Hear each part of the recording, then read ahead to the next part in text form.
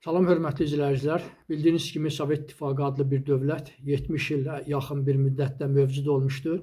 Onun tərkibində 15 respublika fəaliyyət göstərmişdir, mövcud olmuşdur. O respublikalardan biri də Azərbaycan Respublikası idi. Bu müddətdə, yəni 70 il ərzində Azərbaycana 14 nəfər deməli vəzifəli şəxs təyin olunmuş. Mərkəzi Komitənin birinci katibi vəzifələrində çalışmışlar. 14 nəfərdən 7-si ölüm hökmünə deməli məhkum olunmuşdu.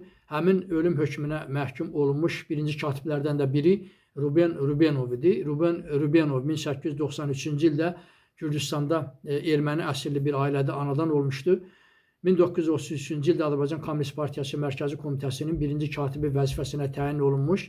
Lakin bir il yəni tamam olmamış həmin vəzifədən kənarlaşdırılır.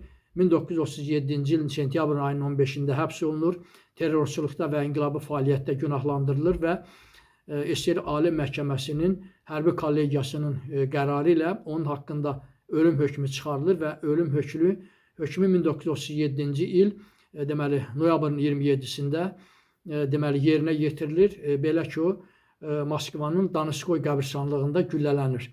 1954-cü ildə isə ona SSR Ali Məhkəməsinin hərbi kollegiyasının qərarı ilə bəraət verilir. Çox sağ olun, hər birinizə təşəkkür edirəm.